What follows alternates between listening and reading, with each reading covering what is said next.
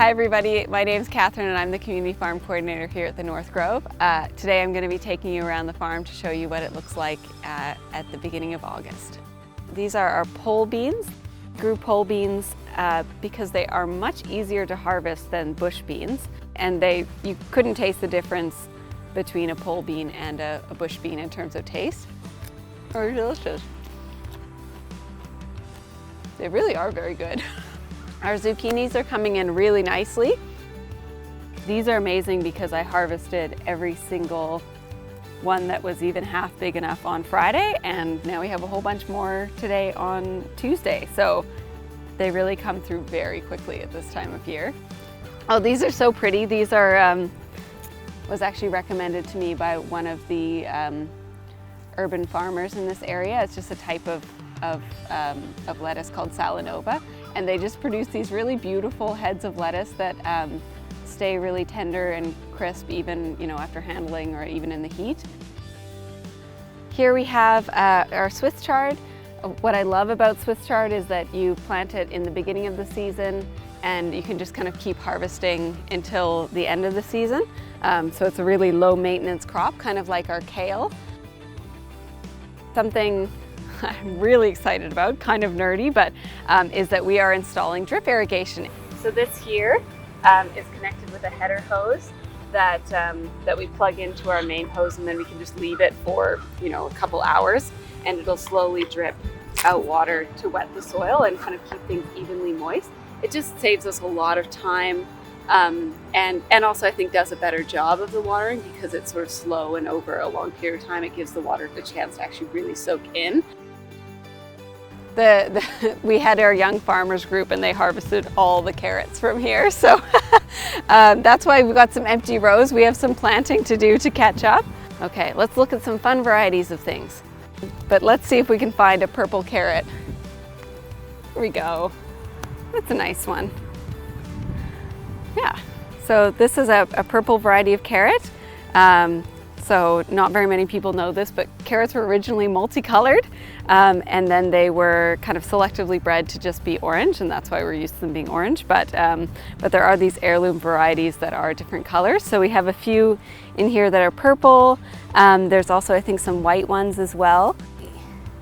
So I don't know if you remember in a previous video I was talking about how carrots don't like weeds. Mm-hmm. So this is one of the things that they do if they do experience weeds or rocks or anything kind of blocking their nice soft soil, is they'll kind of make these like funny splits like this. Okay, greenhouse. Fun things happening in the greenhouse. In our greenhouse, we have, of course, lots of tomatoes. You can see them starting to turn red. We are doing a slightly different pruning technique than we have done in the past. We are basically stripping all of the leaves below where the fruit clusters are. And so you can see our plants look almost a little bare, but what that means is there's a lot of airflow, which is good for preventing disease. Also makes it a lot easier to see the fruit and allows the plant to, instead of putting all of its energy into nice, beautiful, lush leaves, it's putting its energy into the fruits, which is what you want. We also have eggplants, and then we have some hot peppers here, and then we have some sweet peppers over here as well. And I think this is just a Snackabelle variety, so they won't get super big. So this year we're growing potatoes in bags.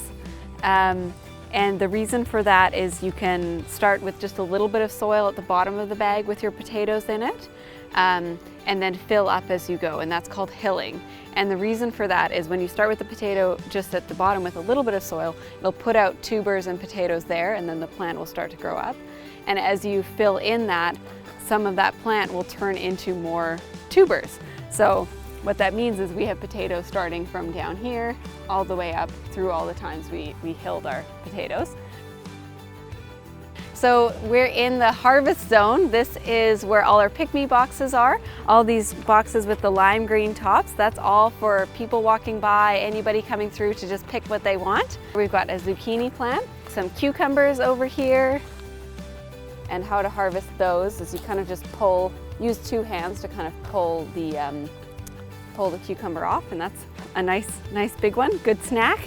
We have some pepper plants coming in. They'll be a little bit slower than our greenhouse. And then this is a really big favorite of mine. This is called a cucamelon. They look like tiny watermelons, but they're actually a type of cucumber. If I was patient, I would wait for this to get a little bit fatter, but this is about what you want to look for when it's ripe. And then you can just eat it straight away, and they're delicious. They're really nice. This is stevia.